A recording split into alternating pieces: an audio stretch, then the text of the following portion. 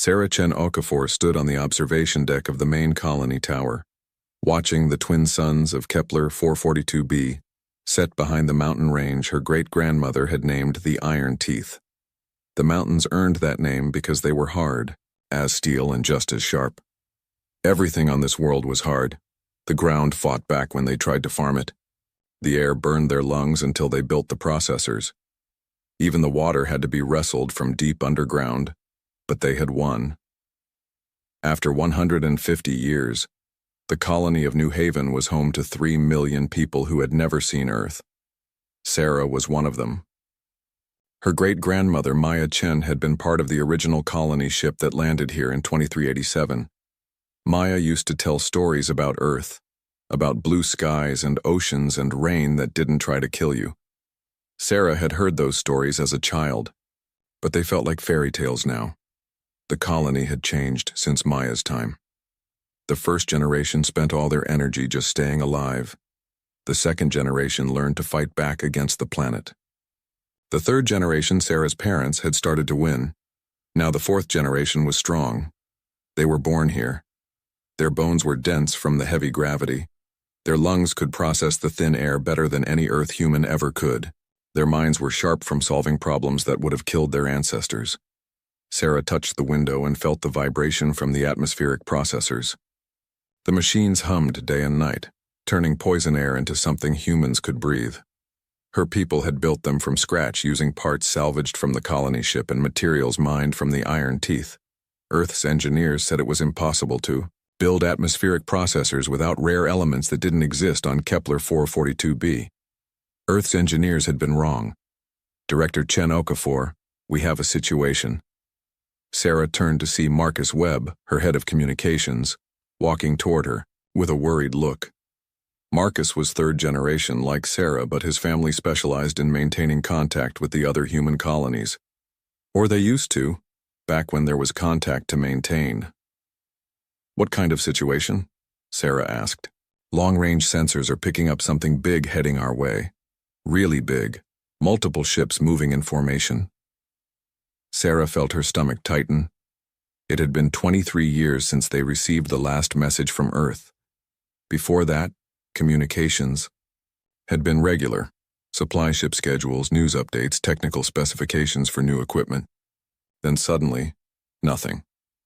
The last message had been strange, talking about galactic integration and new opportunities for humanity among the stars. Sarah had read it dozens of times over the years, trying to understand what it meant.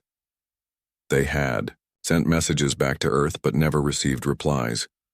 The other human colonies went silent too, one by one. New Singapore stopped responding first, then Aurora Prime, then the mining stations around Wolf 359. Sarah's people had assumed Earth had moved on to bigger things. Maybe they had joined some kind of galactic community and forgotten about the small frontier colonies. How big are we talking about? Sarah asked as they walked toward the communication center. 12 ships, maybe more. They're still too far out to get clear readings, but they're massive. Bigger than anything in our records, including the old Earth fleet specifications. The communication center was buzzing with activity when they arrived. Technicians sat at control panels covered with screens and blinking lights. The room smelled like hot electronics and recycled air. Sarah had spent countless hours here as a child, learning about radio waves and quantum communications from her father. Show me, Sarah said. The main screen lit up with a display of local space. 12 red dots were moving toward Kepler 442b in perfect formation. The computer displayed their estimated size and speed in numbers that made Sarah's breath catch. Those are warships, said Dr. Elizabeth Nakamura, the colony's chief scientist.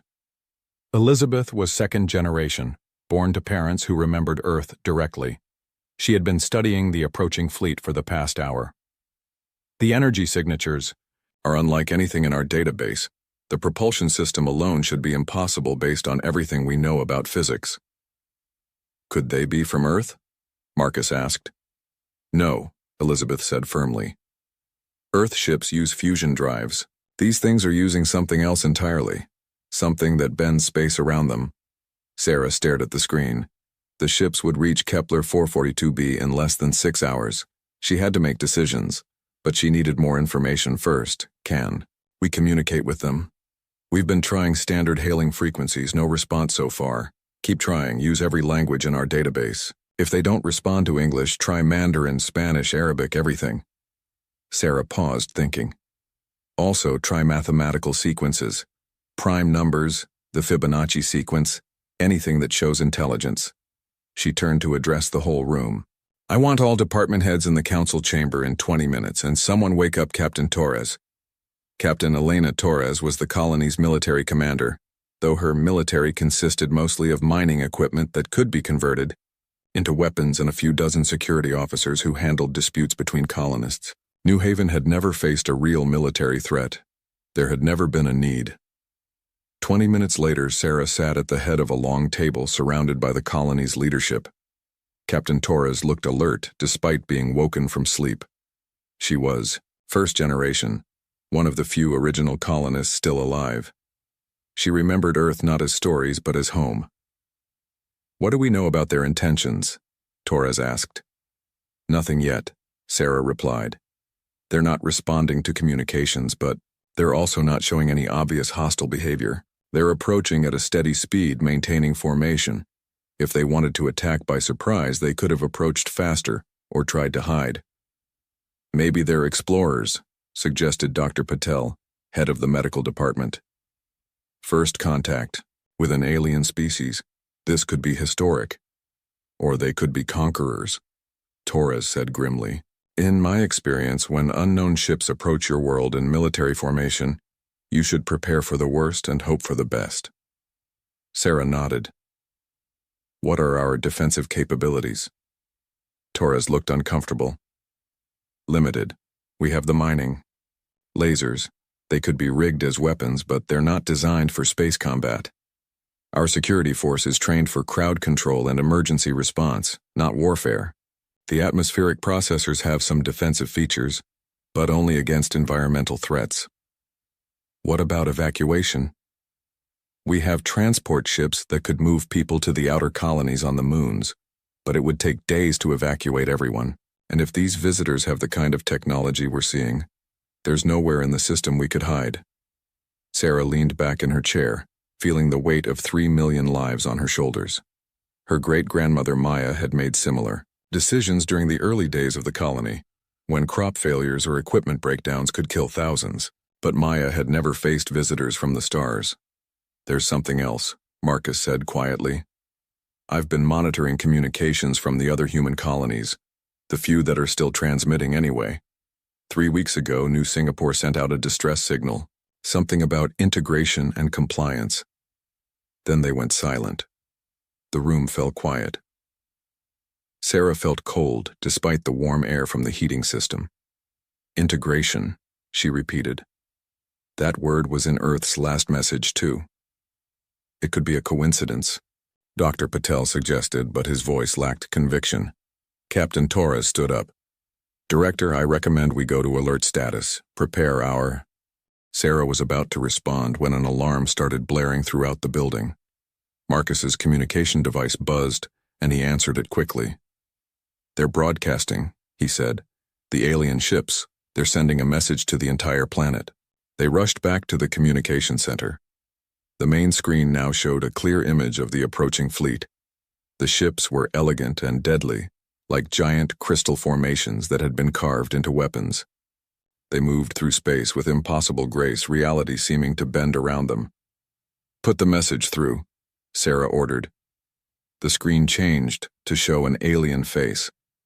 The creature was beautiful in a strange way, with crystalline features that caught and reflected light like a prism. When it spoke, its voice was calm and musical, but the words it used made Sarah's blood turn to ice. Greetings, inhabitants of the world you call Kepler 442b.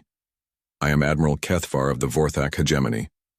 Your world has been selected for integration into our civilization. You will be classified as a Class 7 species and relocated to appropriate industrial facilities where your natural abilities can be properly utilized. The alien paused as if giving them time to absorb this information. Resistance is not recommended. Your technology is primitive and your numbers are small. Compliance will ensure your survival, and a useful place in our society. You have 6 standard time units to prepare for transport. Any attempt at aggression will result in corrective measures." The transmission ended, leaving the communication center in stunned silence. Sarah stared at the screen, her mind racing. Class 7 species, industrial facilities. The words were polite, but their meaning was clear. These aliens, the hegemony, saw humans as nothing more than useful animals to be moved around as needed. 6 hours, Captain Torres said quietly. "They're giving us 6 hours to surrender." "We need to send a message to Earth," Sarah said, suddenly. "Now." "Director, Earth hasn't responded to our communications in over 20 years, Marcus pointed out. "I don't care. This changes everything. If the hegemony is doing this to us, they might be doing it to other human colonies too. Earth needs to know." She turned to Dr. Nakamura.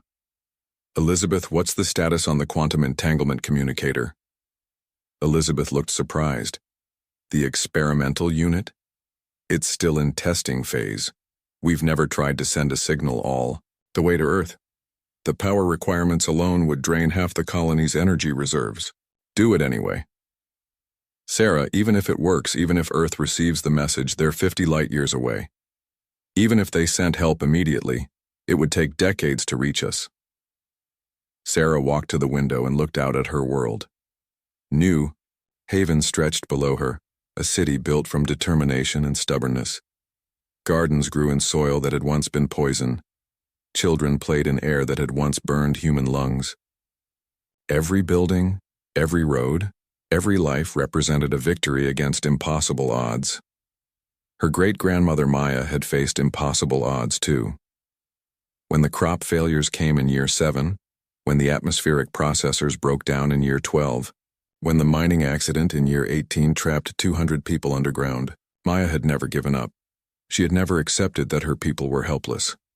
"Prepare the message," Sarah said. "Tell Earth exactly what's happening here. Tell them the hegemony thinks we're alone. Tell them we need them." She paused, looking at the alien ships growing larger on the screen. "And tell them that New Haven remembers what it means to be human. We won't go quietly." As her staff rushed to prepare the quantum communicator, Sarah allowed herself one moment of doubt. 23 years of silence from Earth. Maybe humanity really had moved on. Maybe Earth had joined the hegemony willingly. Maybe her message would disappear into empty space with no one listening. But she had to try. Because Maya Chen Okafor hadn't raised her family to surrender. Because 3 million people on Kepler 442b deserved better than slavery. Because somewhere in the galaxy, Earth was still home. The quantum communicator powered up with a sound like thunder. Sarah spoke her message into the transmitter, knowing it might be the last free words any human would speak in this system. "Earth, this is Director Sarah Chen Okafor of the New Haven colony on Kepler 442b.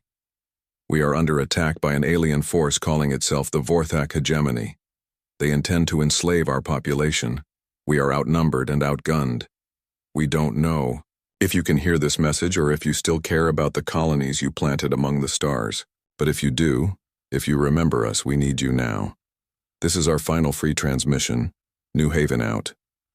The message shot across space faster than light, carried by quantum entanglement to receivers that might or might not still exist on Earth. Sarah didn't know if anyone would hear it. She didn't know if anyone would care. But she had done what Maya would have done. She had refused to give up without a fight. Above Kepler 442b, the hegemony fleet moved into attack position, confident in their overwhelming superiority. They had done this hundreds of times before. It always ended the same way. But Admiral Kethvar had never encountered humans before. He had never learned the most important lesson about humanity.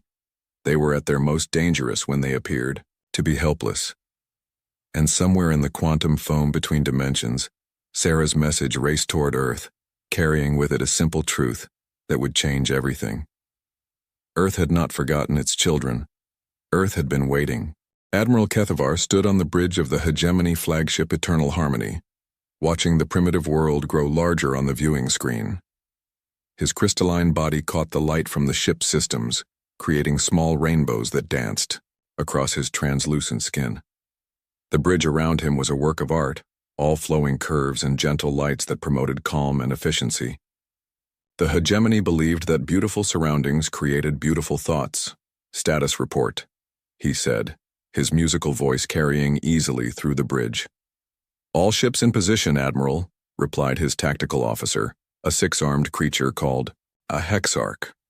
The planet shows no signs of military preparation. Their technology appears to be exactly what our surveys predicted. Early industrial, barely capable of atmospheric flight, no weapon systems worth mentioning. Kethvar nodded, satisfied. This would be another routine integration. The species called themselves humans, and they showed promise as a labor class. Their psychological profiles indicated they were emotional and adaptable, which made them easy to control through proper incentives. They also seemed to form strong social bonds, which meant threatening one could be used to control many others. Any response to our ultimatum? None yet, Admiral. We're monitoring their communication channels. They appear to be discussing their options. Kethvar allowed himself a small smile. There were no options, of course. The humans would realize this soon enough. They always did. The Vorthak hegemony had perfected the art of integration over the past 2,000 years. It was a beautiful system, really. Instead of the crude conquests practiced by lesser civilizations, the hegemony offered something better: purpose. Every species had its place in the grand design. The Vorthak provided leadership and vision. The crystalline monks like himself offered wisdom and strategy. The hexarchs handled tactics and engineering. The floating minds processed information and calculations, and at the bottom of the pyramid, the worker species performed the physical labor that kept civilization running. It was honest work, and the hegemony treated its workers well. They were fed, housed, given medical care, and even allowed limited reproduction rights. What more could a primitive species ask for? Admiral, we're detecting some unusual energy signatures from the planet, the sensor operator reported. High-energy transmissions, but not directed at us. Probably communications with their other settlements, Kethvar said dismissively. Standard panic responses. Are you detecting any weapon systems? No, sir, nothing that could threaten our fleet. The strongest energy sources appear to be industrial equipment, mining lasers, atmospheric processors, basic fusion reactors. Their space-based infrastructure is minimal. Kethvar walked to the large window that dominated one side of the bridge. The planet below was actually quite beautiful, with its twin suns casting interesting shadows across the mountain ranges. The humans had built their main settlement in a valley between several peaks, which showed some intelligence. The location provided natural protection against the harsh weather patterns his sensors had detected. Tell me about the species again, he said to his intelligence officer, a floating mind whose consciousness existed as patterns of light in a crystal matrix. Designation: human. Average lifespan: 80-100 standard years. Reproduction rate: moderate. Physical characteristics: bipedal, carbon-based, moderate strength and intelligence. Social structure: tribal with democratic tendencies. Psychological profile: highly emotional, strong family bonds, tendency toward irrational decision-making. Under stress: irrational decision-making, Kethvar repeated. That could be useful. Emotional species are often easier to control than logical ones. Yes, Admiral. However, there is one item of note in their profile. This particular colony has been isolated from their homeworld for several decades. Isolation sometimes produces unexpected adaptations. Kethvar considered this. Isolated populations could indeed develop surprising characteristics, but they were still primitive, still limited by their basic technology and small numbers. Any adaptations they had developed would be irrelevant against the hegemony's overwhelming superiority. Time until integration begins? 4 standard time units remaining, Admiral. Excellent. Begin deploying the transport pods. I want the first wave of workers moved to the processing centers within 12 hours of surrender. The hegemony's integration process was refined through centuries of practice. First, the local leadership would be identified and isolated. They would be given comfortable captivity and used to help manage the transition. The general population would be sorted by capability, the strongest for heavy labor, the most intelligent for technical work, the most compliant for administrative roles. Children would be separated from their parents and given proper hegemony education. Within a generation, they would think of themselves as citizens of the great civilization rather than members of their primitive birth culture. It was really quite humane when you thought about it properly. Admiral, we're receiving a transmission from the planet. Put it through. The main screen shifted to show a human female. She appeared to be middle-aged by her species standards, with dark skin and graying hair. Her clothing was practical rather than decorative, and her eyes held an intelligence that Kethvar found mildly interesting. "I am Director Sarah Chen Okafor of the New Haven colony," she said. "I speak for 3 million human beings who call this world home." 3 million. That was a good number, large enough to provide useful labor, small enough to transport efficiently. "We, Q, have received your ultimatum," the human continued. "Before we respond, we request clarification on several points." Kethvar gestured for the communication officer to open a channel. "I am Admiral Kethvar. You may ask your questions, but understand that the fundamental situation has not changed. Your world will be integrated." What does integration mean? Exactly? What happens to our people? Your people will be relocated to facilities where they can contribute productively to hegemony society. You will be classified as a Class 7 species, which entitles you to basic housing, nutrition, medical care, and supervised reproduction rights. Your children will receive education appropriate to their capabilities. The human was quiet for a moment, and Kethvar could see her processing the information. Most species went through the same stages: denial, anger, bargaining, acceptance. This one appeared to be somewhere between denial and anger. "Supervised reproduction rights," she repeated. "You mean you decide who can have children and when?" "Correct. Uncontrolled population growth leads to inefficiency and suffering. The hegemony prevents such problems through careful resource management. And if we refuse integration? That would be unfortunate. Corrective measures would be necessary to ensure the safety of my fleet and the eventual success of the integration process. Such measures typically result in significant population reduction." Again, the human was quiet. Kethvar had learned to read the facial expressions of various species, and this one showed what humans called anger. That was expected. Most intelligent species experienced some form of rage when confronted with their own helplessness. "How many other worlds have you integrated?" she asked. "The hegemony spans 14,000 star systems and encompasses over 800 distinct species. Each has found their proper place in our civilization. And if a species is particularly resistant?" Kethvar allowed a hint of coldness to enter his voice. "The hegemony has existed for 2 millennia. We are still here. Resistant species are not." The human stared at him for a long moment. Then, to his surprise, she smiled. It was not a pleasant expression. "Admiral Kethvar, I have one more question for you. In all your 14,000 star systems and 800 species, have you ever encountered humans before?" "No. Your species appears to be limited to a small number of worlds in this sector. Our surveys indicate your homeworld went silent several decades ago, likely due to internal conflicts or resource depletion." The smile on the human's face grew wider. "I see. Thank you for your honesty, Admiral. I need some time to discuss this with my people. Will you grant us the remaining time in your ultimatum?" "Of course. The hegemony is not unreasonable. You have 3 standard time units remaining." The transmission ended, leaving Kethvar mildly puzzled. The human's reaction had been unusual. Most species either collapsed into despair or made desperate threats at this point in the conversation. This Director Chen Okafor had seemed almost pleased by some of his answers. "Analysis of the human leader's behavior?" he asked the floating mind. "Inconclusive, Admiral. Her emotional patterns did not match standard responses to integration ultimatums. However, this may simply reflect individual variation within the species. Maintain monitoring of their communications. If they attempt to organize military resistance, I want to know immediately. Yes, Admiral. Kethvar returned to watching the planet.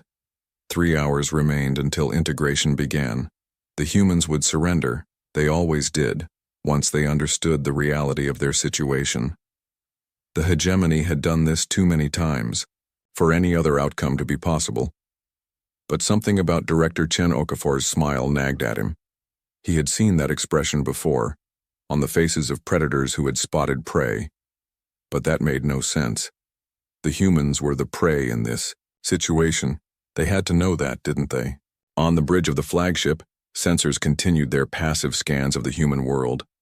They detected industrial activity, communication traffic, and population movements that appeared to be evacuation procedures. All normal responses to an integration scenario. The sensors did not detect the quantum entanglement communicator buried deep in the mountains behind New Haven. They could not see the exotic particles that carried messages across impossible distances, faster than light itself. They had no way of knowing that 50 light-years away, ancient receivers were picking up signals from a world the galaxy had forgotten. The sensors also failed to detect the changes occurring in distant space, where reality itself was beginning to bend in ways that should have been impossible. The hegemony's technology was advanced by the standards of most species, but it was based on conventional physics, conventional understanding of how the universe worked. Humanity had learned to think differently. In 3 hours, Admiral Kethvar expected the humans to surrender. He expected them to accept their place as the newest members of the hegemony's vast labor force. He expected another routine integration, followed by another routine victory celebration. Admiral Kethvar had never been more wrong about anything in his long life, but he would not have to wait long to learn the truth. Because Director Chen Okafor's smile had not been the expression of a predator who had spotted prey. It had been the smile of someone who had just realized that the predator was about to discover it was actually the prey. And somewhere in the space between dimensions, Sarah, Chen Okafor's message continued racing toward Earth, carrying with it the coordinates of a world that was about to become the first site of humanity's return to galactic prominence. The hegemony had integrated 800 species across 14,000 worlds. They had never failed. They had never even been seriously challenged. They were about to learn why Earth had gone silent, and why that silence had not been surrender, but preparation. Admiral Elena Vasquez stood in the command center of the Earth Defense Force flagship Prometheus Rising, staring at a holographic display that showed the Milky Way galaxy in perfect detail. Red dots marked the locations of human colonies, or where human colonies used to be. One by one, over the past 25 years, those dots had gone dark as communications ceased. Earth had not been idle during those years of silence. Admiral, we're receiving a priority alpha transmission on the Quantum Entanglement Network, reported Commander James Park, her communications officer. It's coming from Kepler 442b. Elena felt her pulse quicken. Kepler 442b, the New Haven colony. Sarah Chen Okafor's people. They had been silent for weeks, and Elena had feared the worst. Put it through immediately. The holographic display changed, to show Sarah's face. Even across 50 light-years of space, Elena could see the strain and determination in the other woman's eyes. They had never met in person, but Elena knew Sarah's file by heart. Fourth-generation colonist, brilliant engineer, natural leader, the kind of person who built civilizations in impossible places. Earth, this is Director Sarah Chen Okafor of the New Haven colony on Kepler 442b. We are under attack by an alien force calling itself the Vorthak hegemony. They intend to enslave our population. We are outnumbered and outgunned. We don't know if you can hear this message or if you still care about the colonies you planted among the stars. But if you do, if you remember us, we need you now. This is our final free transmission. New Haven out. The message ended, leaving the command center in grim silence. Elena stared at the display for a moment, then turned to address her senior staff. How long ago was that message sent? Based on quantum signature analysis, approximately 47 minutes ago, Park replied. Current status of the First Strike Division. All ships ready for immediate deployment, Admiral, reported her tactical officer, Commander Lisa Rodriguez. We can be underway in 15 minutes. Elena nodded, then activated her command console. The holographic display shifted to show Earth's solar system, with dozens of ships positioned around the outer planets. They were not the exploration vessels that had carried humanity to the stars decades ago. These ships had been built for one purpose: war. Open a channel to Terra Command, Elena ordered. The display showed the face of General Marcus Thompson, Elena's old friend and the current head of Earth's military forces. His office was buried 3 kilometers below the surface of Luna, protected by enough armor and shielding to survive a direct nuclear strike. Elena, I saw the transmission. How bad is it? 12 alien ships in the Kepler 442b system, demanding surrender and integration. Standard conquest scenario, but they're using terminology that suggests a larger organizational structure. This hegemony has probably been doing this for a long time. Recommendations? We go now. Full deployment of the 1st Strike Division. If this is what I think it is, a galactic empire that's been picking off human colonies one by one, then we need to send a very clear message. General Thompson was quiet for a moment, and Elena knew what he was thinking. For 25 years, Earth had been preparing for this moment.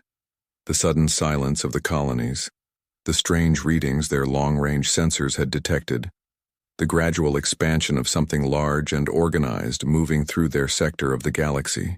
They had built fleets, developed weapons, created technologies that pushed the boundaries of physics itself, but they had never been tested in real combat. Authorization granted, Thompson said finally. Operation Homecoming is now active. Bring our people home, Elena.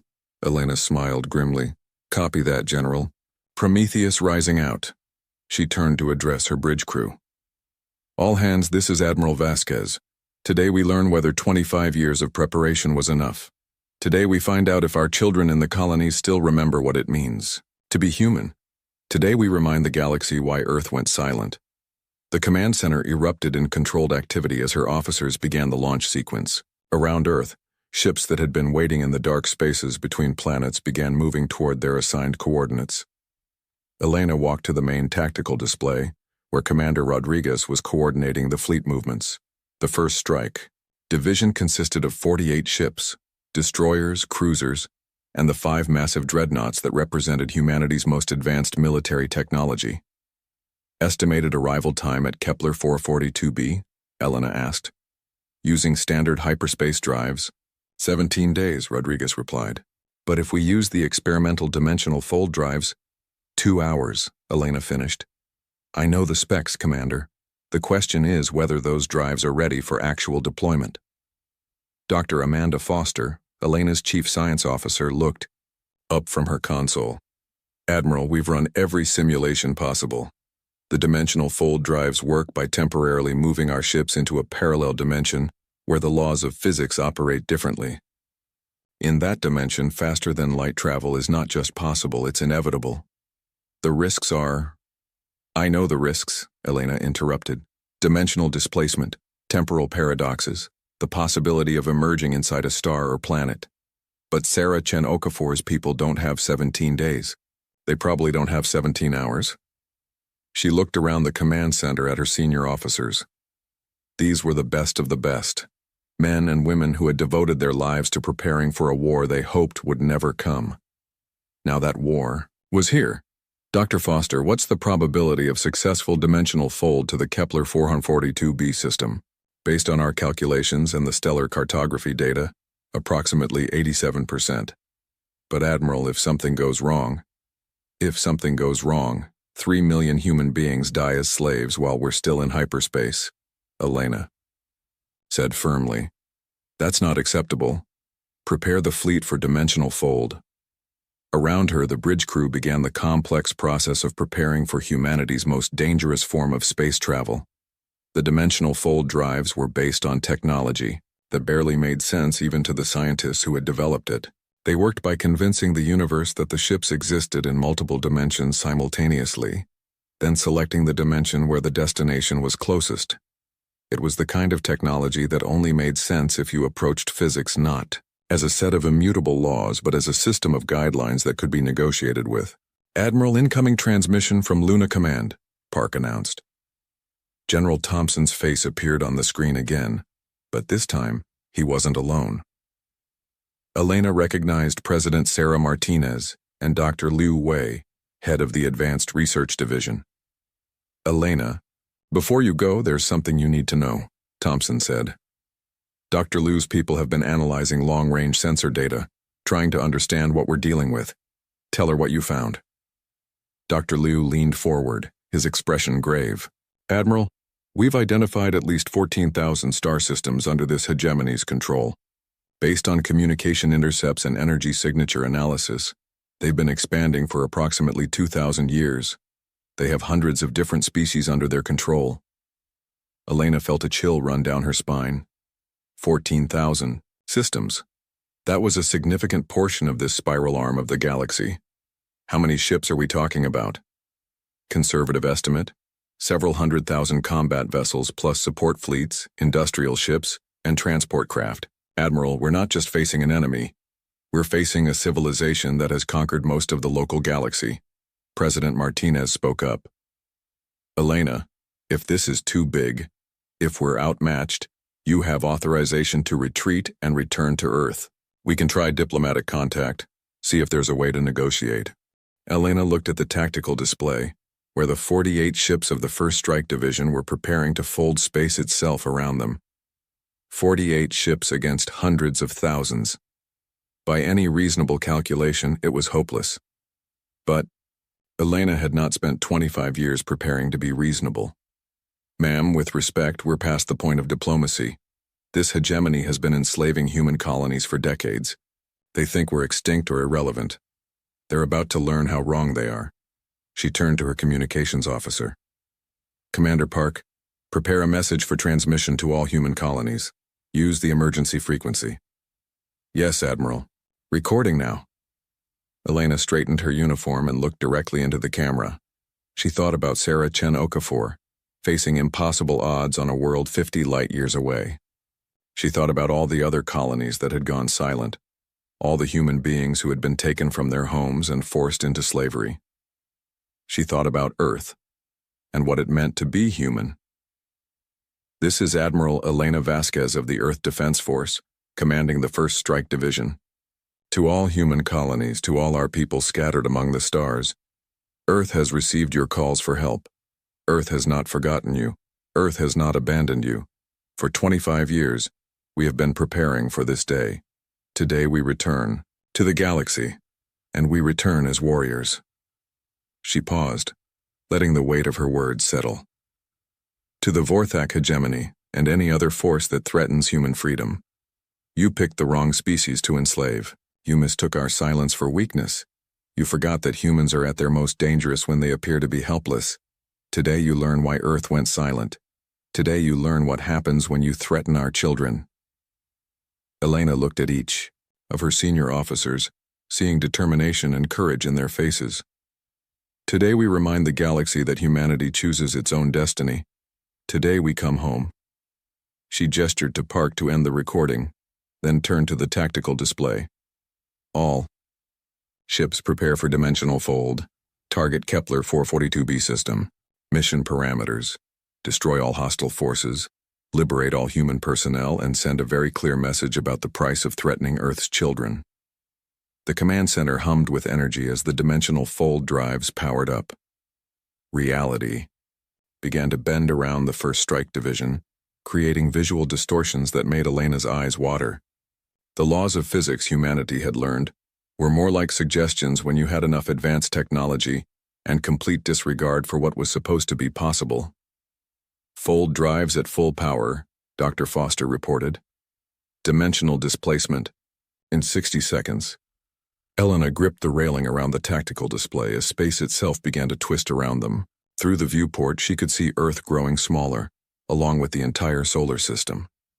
They were moving not just through space, but through dimensions that existed parallel to normal reality. 30 seconds to fold.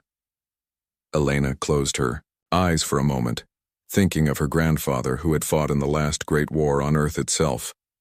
He had told her once that courage was not the absence of fear, but acting despite fear when something important was at stake. 3 million human beings on Kepler 442b were counting on her. Billions more on Earth were counting on her. The future of humanity's place in the galaxy was counting on her. 10 seconds to fold. Elena opened her eyes and watched as reality dissolved around them. The last thing she saw before the dimensional fold completed was Earth itself, the blue marble that had given birth to the most stubborn, determined, and dangerous species in the galaxy. The Vorthak hegemony had conquered 800 species across 14,000 worlds. They had never failed. They had never been seriously challenged. They were about to meet humanity. And humanity was about to remind them that some prey animals were actually predators in disguise. Admiral Kethvar stood on the bridge of eternal harmony, watching the chronometer count down the final minutes of the human ultimatum. Around him, his crew worked with quiet efficiency, preparing for what would be another routine integration. The transport pods were ready. The processing centers had been notified. The paperwork for classification of a new Class 7 species had already been filed. "Admiral, the humans are broadcasting again," his communications officer reported. "Put it through." Director Sarah Chen Okafor appeared on the main screen. She looked calmer than before, which Kethvar found mildly interesting. Most species became increasingly agitated as integration time approached. "Admiral Kethvar, my people have reached their decision. I trust they have chosen wisely." Sarah smiled, and once again Kethvar found her expression unsettling. "We choose to reject your ultimatum. New Haven will remain free." Kethvar sighed, a sound like wind chimes in a gentle breeze. "That is unfortunate. Corrective measures will now be necessary. I had hoped your species would be more reasonable." "Oh, we're very reasonable," Sarah replied. "We're just not surrender-oriented. You see, Admiral, you made a mistake when you assumed we were alone." Before Kethvar could respond, his sensor officer spoke up with obvious confusion. "Admiral, I'm detecting massive spatial distortions throughout the system. Energy readings are... This can't be right." Kethvar turned from the screen. "Clarify." "Sir, space itself appears to be folding. The readings suggest dimensional displacement on a scale that should be impossible with known physics." On the screen, Sarah's smile grew wider. "Admiral, I'd like you to meet someone. Earth, are you receiving?" The transmission split, showing a second human on half the screen. This one wore a military uniform that Kethvar didn't recognize, and her eyes held the cold calculation of a professional warrior. "This is Admiral Elena Vasquez of the Earth Defense Force. New Haven. We received your message. We're here." Kethvar stared at the screen in confusion. "Impossible. Your homeworld is 50 light-years away. Even with advanced hyperspace technology, you couldn't have traveled here in less than 2 days." "You're right," Elena replied calmly. "We made the trip in 2 hours. We cheated." Before Kethvar could ask what she meant, the universe around his fleet exploded into chaos. 48 human warships materialized from dimensional folds that tore reality apart like paper. They didn't decloak or drop out of hyperspace. They simply appeared, as if they had always been there, but reality was just now noticing them. "Battle stations," Kethvar shouted, but his crew was already moving. The hegemony fleet had faced surprise attacks before. Their shields powered up, their weapons came online. Their ships moved into defensive formation with practiced precision. It didn't matter. The human ships opened fire with weapons that made no sense. Instead of energy beams or projectile weapons, they fired concentrated streams of altered reality. Where the streams hit hegemony shields, the shields simply forgot how to exist. Where they hit armor, the molecular bonds holding the metal together decided to become something else entirely. The hegemony destroyer, Peace Through Order, took a direct hit from a human cruiser and folded in on itself like origami. Its crew crushed. As the ship's geometry became mathematically impossible, the battlecruiser Eternal Wisdom returned fire with its most powerful plasma cannons, only to watch as the human ship, the beams were aimed at, flickered into another dimension for a split second, allowing the weapons fire to pass harmlessly through empty space. Impossible, Kethvar's tactical officer screamed. They're violating the fundamental laws of physics. All ships, concentrate fire on the human flagship, Kethvar ordered. 12 hegemony warships focused their combined firepower on the massive human dreadnought that Admiral Vasquez was commanding. Enough energy to crack a moon's crust struck the ship's hull in a coordinated barrage that should have vaporized anything smaller than a planet. The human ship absorbed every joule of energy, converted it to something else entirely, and fired it back as a weapon that turned 3 hegemony cruisers into exotic matter that briefly existed in 17 dimensions, simultaneously, before collapsing into quantum foam. What are they? Someone on the bridge whispered. Kethvar didn't have an answer.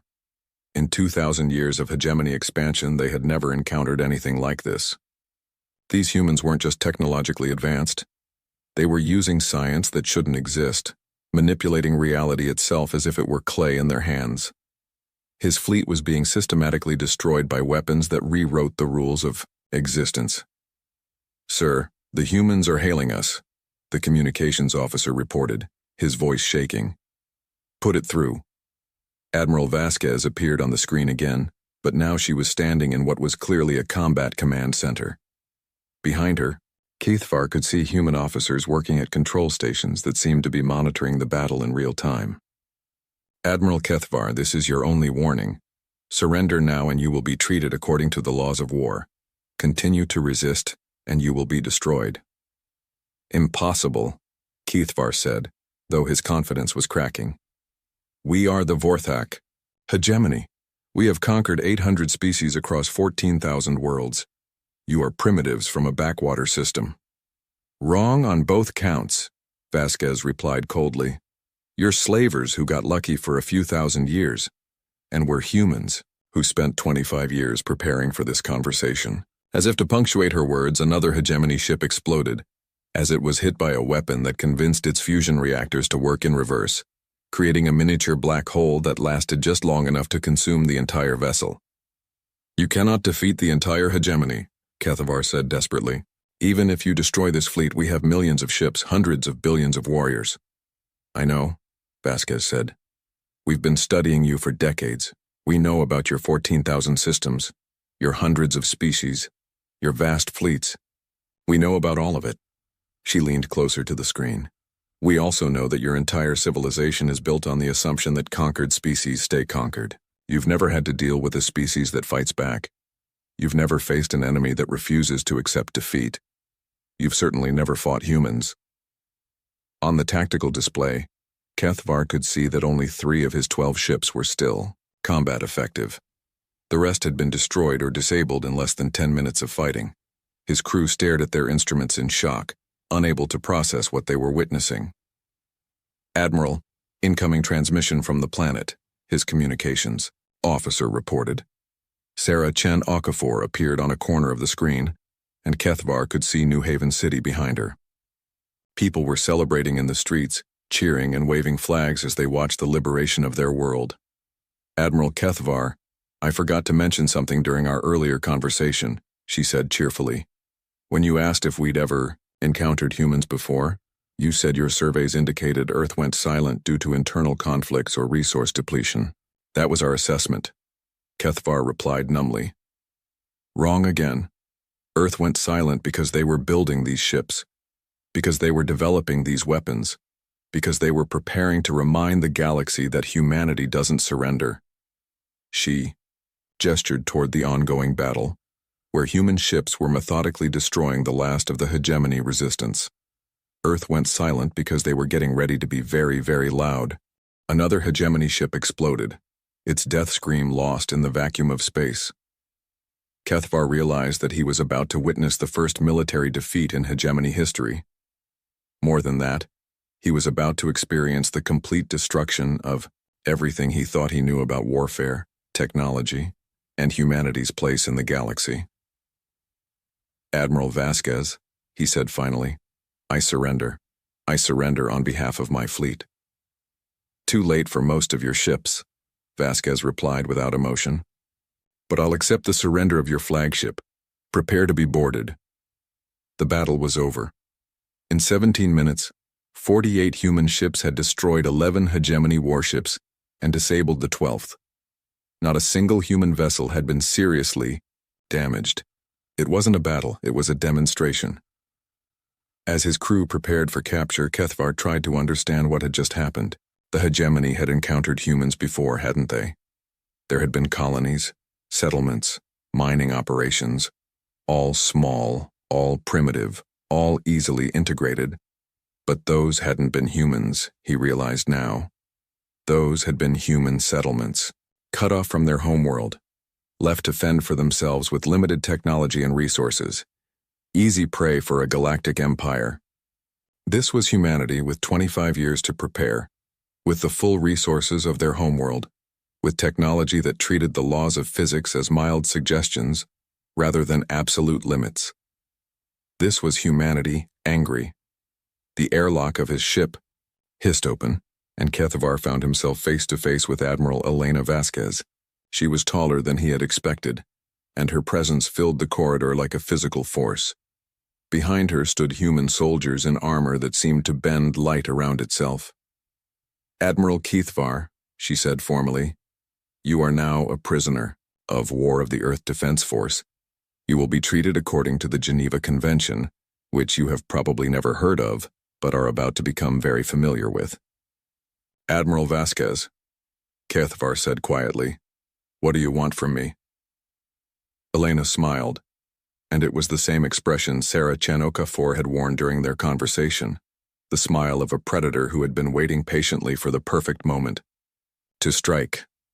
"I want you to carry a message back to your hegemony. I want you to tell them that Earth remembers its children. I want you to tell them that every human colony you've enslaved, every human being you've taken from their home, every world you've stolen, we know about all of it." She stepped closer, and Kethvar could smell something on her that he had never encountered before, the scent of absolute certainty, of complete conviction that victory was inevitable. "Tell them that we're coming for our people. Tell them that we don't negotiate with slavers. Tell them that the galaxy is about to remember why humans are the most dangerous species to ever evolve." Kethvar nodded slowly, understanding that he had just witnessed the opening move in a war that would reshape the galaxy. "And Admiral?" Vasquez added quietly, "Tell them that Earth didn't go silent because we were weak. We went silent because we were loading our weapons." Outside the flagship, human ships began forming up for their next jump. They had a galaxy to liberate, and 47 ships remaining after leaving one behind to escort the hegemony survivor back to his people with humanity's message. The age of the Vorthak hegemony was ending. The age of human expansion was about to begin. Supreme Chancellor Vorthak Prime stood in the center of the Great Assembly on Hegemon Prime, his crystalline form catching and reflecting the light from 1,000 different worlds. Around him, representatives from 800 species sat in perfect concentric circles, each in their designated place according to their classification within the hegemony's hierarchy. For 2,000 years, this chamber had been the center of galactic civilization. From here, the hegemony had brought order to chaos, purpose to primitive worlds, and peace to species that had known only conflict. It was beautiful, efficient, and eternal. Today, for the first time in its history, the Great Assembly was afraid. "Report from Admiral Kethvar of the Integration Fleet 7, announced the herald, a floating crystal that served as the Assembly's voice. A holographic projection filled the center of the chamber, showing the battered form of Admiral Kethvar. His normally pristine crystalline structure was cracked and dulled, and his musical voice carried notes of trauma that resonated through the Assembly like a discordant symphony. "Supreme Chancellor, honored representatives, I bring grave news from the Kepler 442b system. Integration Fleet 7 has been destroyed." A wave of shock rippled through the Assembly. In 2 millennia of expansion, no hegemony fleet had ever been completely destroyed. Individual ships had been lost to accidents or natural phenomena, but never an entire integration fleet. "Explain," Vorthak Prime commanded. The primitive species known as humans received military support from their homeworld. A fleet of 48 warships appeared using technology that violates fundamental physical laws. Our ships were destroyed in 17 minutes of combat. The assembly erupted in overlapping voices, clicks, whistles, harmonic tones, and electromagnetic pulses as hundreds of species tried to speak at once. Vorthak Prime raised one crystalline appendage, and silence fell immediately. This is impossible. Our intelligence reports indicate that Earth went silent decades ago. Their technology was classified as early industrial. That was the assessment, Supreme Chancellor. The assessment was wrong. Kethvar's projection shifted to show recordings from the battle. The assembled representatives watched in stunned silence as human ships materialized from impossible dimensional folds and proceeded to destroy hegemony warships with weapons that seemed to rewrite reality itself. "How is this possible?" whispered Representative Quillix of the Tentacle Collective, a species that had joined the hegemony 500 years ago after their homeworld was integrated. "The humans call it dimensional fold technology," Kethvar reported. "They appear to have developed the ability to manipulate space-time itself, to move between dimensions, to alter the fundamental constants of physics within localized areas. Such technology would require theoretical advances beyond anything in our databases," said the floating consciousness known as Mind Unit 7749, one of the hegemony's chief scientists. "Yes," Kethvar agreed. "It would. The humans have apparently made such advances." Vorthak Prime studied the battle recordings with growing unease. The hegemony's strength had always been based on overwhelming technological superiority, combined with vast numerical advantage. They had never encountered a species whose technology was so far beyond their own understanding. "What did the humans demand?" he asked. "Nothing, Supreme Chancellor. They made no demands for territory, resources, or tribute. Their leader, Admiral Elena Vasquez, stated only that they were reclaiming their people and that the galaxy would remember why humans are dangerous. And then they left, Supreme Chancellor. After destroying my fleet and liberating the human colony, they departed, but they left me alive specifically to deliver a message." The assembly leaned forward as one, 800 species hanging on every word. The message was simple. Earth remembers its children, and Earth is coming for them. They claimed knowledge of every human world that has been integrated, every human being that has been relocated. They stated that they do not negotiate with what they called slavers. Representative Hissick of the Scale Touched raised a clawed appendage. "Supreme Chancellor, surely this is an isolated incident. One world, one fleet. Even with advanced technology, they cannot challenge the entire hegemony." Before Vorthak Prime could respond, alarms began blaring throughout the assembly chamber. Emergency lights flashed in patterns that meant only one thing. The hegemony was under attack. "Supreme Chancellor," the herald announced, "we are receiving emergency transmissions from 17 different sectors. Human fleets have appeared simultaneously across hegemony space. Integration centers on Kalos 7, Theta Centauri, and New Mumbai are under attack. Industrial facilities at Processed World 447 and Classification Center Prime have gone silent." The assembly dissolved into chaos as representatives from dozens of species began transmitting orders to their homeworlds, coordinating defenses, and demanding explanations. But Vorthak Prime stood frozen, staring at the tactical display that showed red dots appearing across hegemony territory like a spreading infection. "How many ships?" he asked quietly. "Initial estimates suggest over 3,000 human vessels, Supreme Chancellor. They are operating in small strike groups, appearing without warning, destroying military targets and liberating integrated populations. 3,000 ships, moving simultaneously across thousands of light years of space, using technology that made hegemony defenses irrelevant. It was not an invasion. It was a revelation. The humans had not sent a few advanced ships to rescue one colony. They had deployed a fleet capable of challenging the entire hegemony. "Supreme Chancellor," Admiral Kethvar's projection said, "there is more. The human admiral told me to inform you that Earth did not go silent because they were weak. They went silent because they were preparing. For 25 years, while we were integrating their colonies, they were building weapons specifically designed to destroy us. The tactical display updated again, showing more human fleets appearing in systems that had been under hegemony control for centuries. But these were not random attacks. The humans were targeting specific facilities, integration centers, processing plants, classification stations. They were systematically dismantling the infrastructure of slavery that the hegemony had built over 2 millennia. They know everything, Vorthak Prime realized aloud. They know our organization, our facilities, our methods. They have been studying us while we ignored them. Yes, Supreme Chancellor, Kethavar confirmed.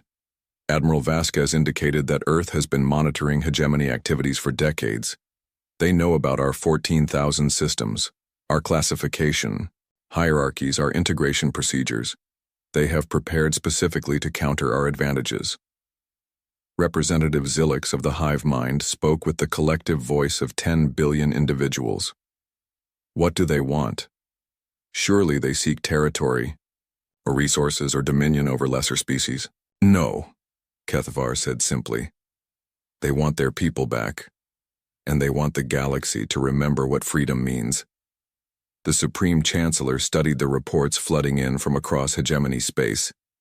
Human fleets were operating with impossible coordination, striking targets simultaneously across thousands of light years. But more disturbing than their military capability was their apparent objective. They weren't conquering worlds, they were liberating them. At each facility they attacked, the humans destroyed the military and administrative structures that maintained hegemony control, but left the infrastructure intact. More importantly, they were offering the freed populations a choice: join humanity's coalition as equals, or choose complete independence. Many species were choosing independence. Some were choosing to join the humans. None were choosing to remain with the hegemony when given an actual option. Supreme Chancellor, the Herald announced, we are receiving a transmission on all frequencies.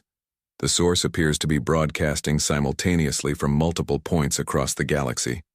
Put it through. The holographic display shifted to show Admiral Elena Vasquez standing on the bridge of her flagship. But she was not alone.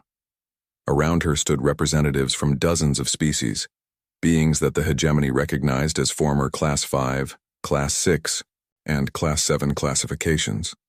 Slaves who had been freed and now stood as equals beside their human liberators.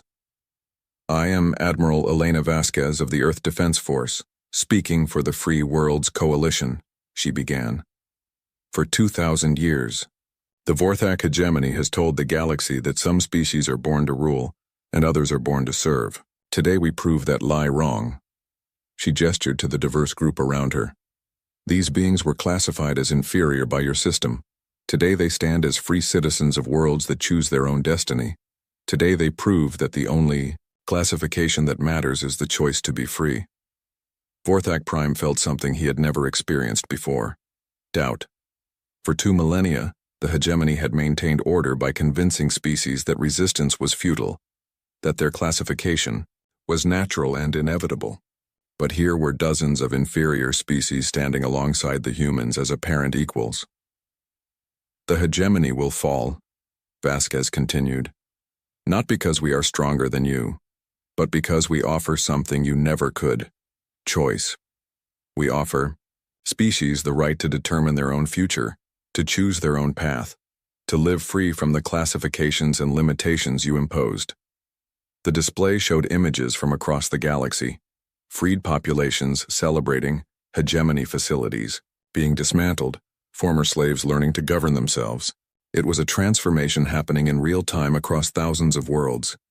To the people of the hegemony worlds we say this: you are not your classification, you are not your assigned role, you are free beings with the right to choose your own destiny.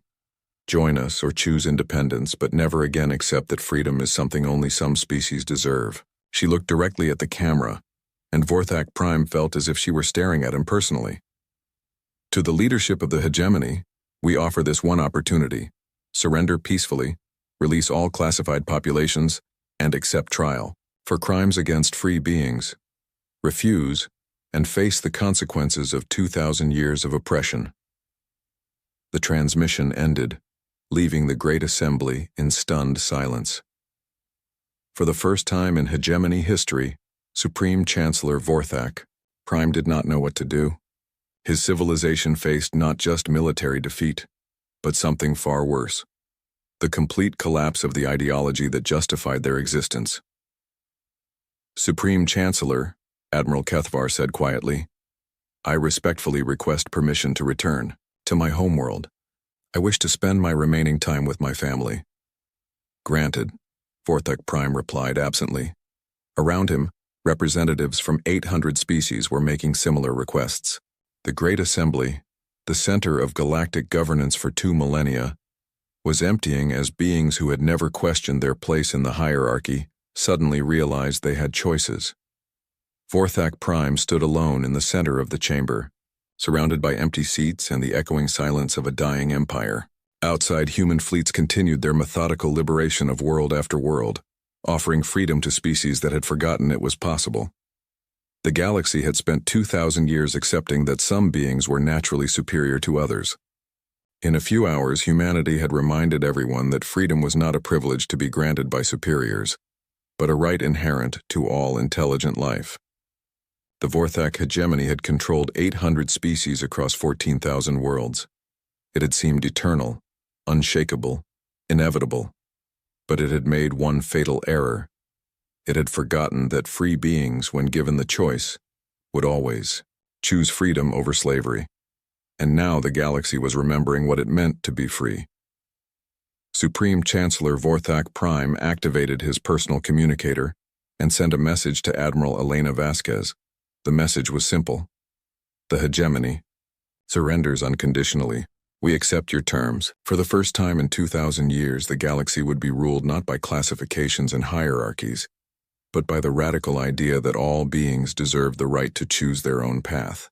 The humans had not conquered the galaxy. They had liberated it. And in doing so, they had reminded everyone of the most important truth in the universe: freedom, once remembered, could never be forgotten again. The stars flickered as the UES Defiant tore through the fabric of space, emerging from hyperspace like a phantom in the night.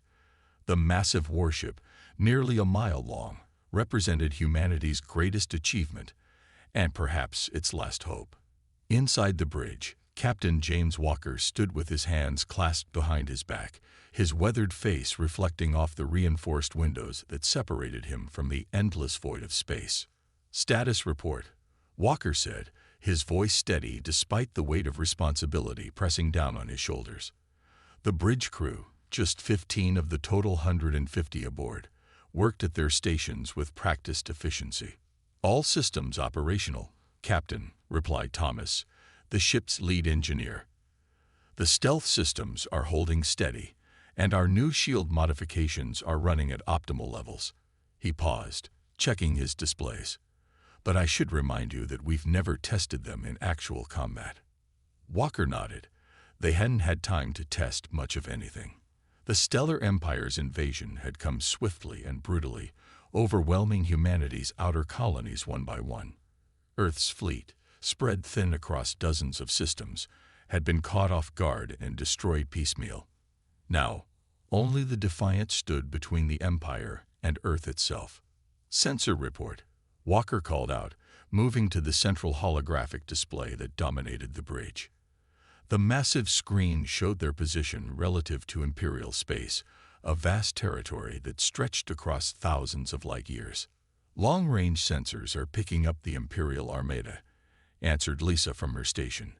Her fingers danced across the controls as she brought up detailed scans. 10,000 ships, just as our intelligence reported. They're moving in standard Imperial formation, heading directly for the Sol system. The bridge fell silent as the information sank in. 10,000 ships against one. The Empire's fleet was a sight that had brought hundreds of alien civilizations to their knees over 3,000 years. Each Imperial vessel was a marvel of engineering, powered by technology that humanity had only begun to understand. But Walker allowed himself a small smile. The Empire, for all its power and history, had grown complacent. They expected every race they encountered to fight the same way they did, with massive fleets meeting in open space, following the strict rules of engagement that the Empire had established millennia ago.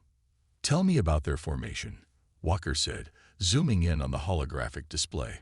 The Imperial ships moved in perfect geometric patterns, like a giant mathematical equation given form in space. "Classic Imperial Wolfpack formation," answered Mark, the tactical officer. "They're arranged in layers, with their heaviest warships forming a sphere around their command vessels. Smaller ships patrol the outer edges. It's the same formation they've used for the past 1,000 years. And that's exactly why we're going to beat them," Walker said, addressing his crew. The Empire hasn't faced a serious challenge in centuries. They'd forgotten how to adapt, how to think differently. He touched the display, highlighting key points in the Imperial formation. "They expect us to either surrender or die gloriously in a hopeless battle. They don't expect us to fight smart." A light began blinking on the engineering console. "Captain," Thomas called out, "we're receiving the automated Imperial surrender demand. Standard message: submit to Imperial authority or face complete annihilation." Walker stepped back to his command chair, settling into it with deliberate calmness. "Send no response. Let them think their message was lost in space. Meanwhile, plot a course that will take us behind that outer patrol line. We're going to show the Empire why humanity has survived every challenge we've ever faced." The Defiant moved silently through space, its revolutionary stealth systems making it nearly invisible to Imperial sensors. The massive ship, despite its size, produced no more energy signature than a small asteroid. This was humanity's secret weapon, technology developed not through millennia of gradual advancement like the Empire, but through desperate innovation in the face of extinction. As they approached the Imperial fleet, Walker studied the enemy ships through the enhanced viewing screens. The Imperial vessels were beautiful in their own way, all sweeping lines and golden hulls that reflected the starlight. They were designed to inspire awe and fear in equal measure. But Walker saw something else. He saw arrogance given physical form. "Ready all weapons," Walker commanded, "but hold fire until my mark. We're not here to start a battle. We're here to start a war of nerves." He turned to his communication officer. "Is the package ready?" "Yes, sir," came the response. "Ready to broadcast on all Imperial frequencies." Walker nodded. The package was a carefully crafted message, designed to do something the Empire had never experienced in its 3,000 years of conquest: make them afraid. "Take us in closer," Walker ordered. The Defiant slipped between two Imperial patrol ships, close enough to see the crews moving behind their illuminated windows. No alarms sounded. No weapons turned to track them. They were invisible, a ghost ship sliding through the heart of the mightiest fleet in known space. "Sir," Lisa called out, her voice tight with tension, "we're picking up communications from the Imperial command ship. They're ordering the fleet to begin acceleration toward Earth. They're starting their attack run." "Perfect timing," Walker said. "Send the package. All frequencies, maximum power." Across every Imperial ship, every communication device, every screen and holographic display, the same image appeared: detailed scans of Imperial ship designs, defense configurations, and patrol routes. Along with the data was a simple message: "We see you. We know you. We can reach you anywhere." The effect was immediate. The perfectly ordered Imperial formation rippled as ships began breaking formation, commanders ordering emergency scans and defensive maneuvers. The Empire had never faced an enemy that could penetrate their security so completely, could stand invisible in their midst. Multiple emergency signals being broadcast, Lisa reported, trying to hide a smile. "They're trying to figure out how we got this information. Several ships are reporting possible system breaches." Walker stood, walking to the front of the bridge to watch the chaos unfold. "The Empire has spent 3,000 years teaching everyone to fear them," he said quietly. "They've forgotten what it feels like to be afraid themselves. That changes today." The Defiant hung in space, watching as the mighty Imperial Armada scrambled to respond to a threat they couldn't see or understand. In the confusion, 3 Imperial ships collided, their perfect formation shattered by panic. Others fired weapons at sensor ghosts, their crews jumping at shadows. "Take us out," Walker ordered as the chaos reached its peak. "Nice and slow. Let them wonder if we're still there, watching them." He turned to his crew, seeing the hope in their eyes that had replaced the fear of just hours before. "The Empire thinks that power comes from size, from numbers, from brute force. We're going to teach them that real power comes from here." He tapped his temple, and from here, he placed a hand over his heart. As the Defiant slipped away into the darkness of space, Walker knew that this was just the beginning. The Empire had never lost a war because they had never faced an enemy who understood that victory doesn't always come from destroying your opponent. Sometimes, victory comes from making them destroy themselves. Behind them, the Imperial Armada's advance toward Earth had stopped. For the first time in 3,000 years, the Empire faced an enemy they couldn't see, couldn't understand, and therefore couldn't defeat. The mighty Empire had taken its first step toward learning what every human knew from birth, that the universe's greatest power isn't strength, but the ability to adapt, to think differently, and to turn apparent weakness into unconquerable strength. 3 days after their first encounter with the Imperial fleet, the UEA's Defiant hung silently in the shadow of a massive gas giant. The huge planet storms helped mask their presence, though Walker knew they hardly needed the help. The Empire's ships had been searching frantically for them, but their stealth technology remained unbeatable. "Show me the supply route again," Walker said, studying the holographic display. A red line appeared, marking the path that Imperial supply ships used to support their massive invasion fleet. Without these supply lines, the mighty Armada would be stopped as surely as if they'd been destroyed in battle. "Next convoy is due in 6 hours," Mark reported from his tactical station. 5 supply ships, 2 escort cruisers. Standard Imperial procedure. He paused, checking his readings. "They're running scared, Captain. The escorts used to be light frigates. Now they're using heavy cruisers." Walker nodded, satisfied. Fear was spreading through the Imperial ranks exactly as he planned. Every ship that moved through Imperial space now did so with the knowledge that the ghost ship called Defiant might be watching, might be waiting to strike. "Engineering. How are we looking?" Walker asked, knowing they'd pushed their systems hard during the past days of constant stealth operations. "All green, Captain," Thomas replied proudly. "The crew's got maintenance down to an art now. We can run silent for another 2 weeks if we need to." He didn't mention the fact that they'd been sleeping in shifts, working around the clock to keep their experimental systems running perfectly.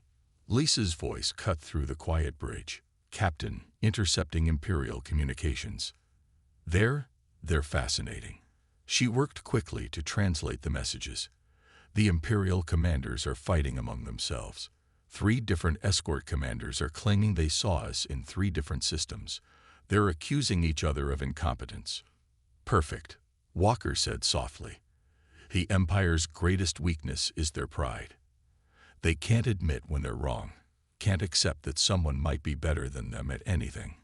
He stood from his command chair, walking to the main viewport. "Time to push them harder. Prepare for attack run." The Defiant moved silently through space, approaching the supply route like a shark closing in on its prey. The crew worked with practiced efficiency, everyone knowing their role in the complex dance they were about to perform. They'd done this twice already in the past 3 days, each attack carefully planned to cause maximum psychological impact.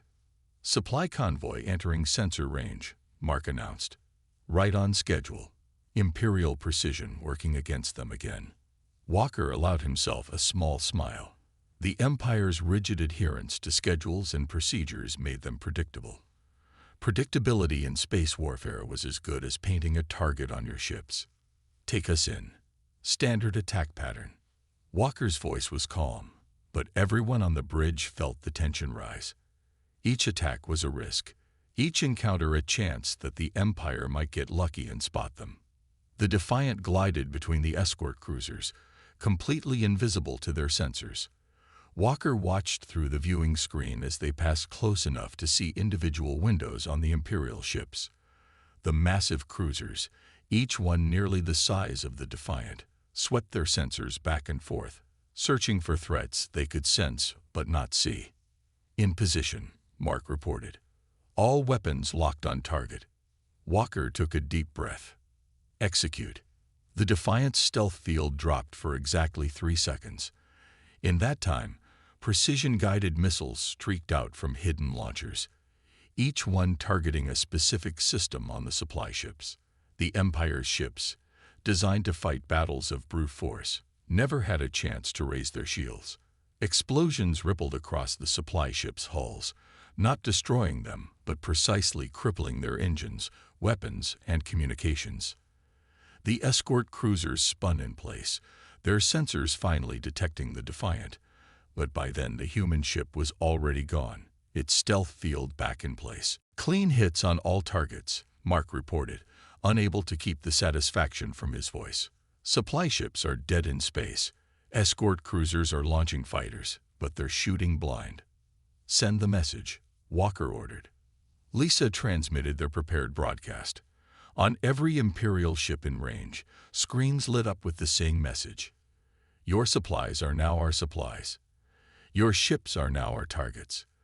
The Ghost is always watching." The bridge crew watched as panic spread through the Imperial formation. The escort cruisers began firing randomly into space, their powerful weapons harmlessly passing through areas where they thought the Defiant might be.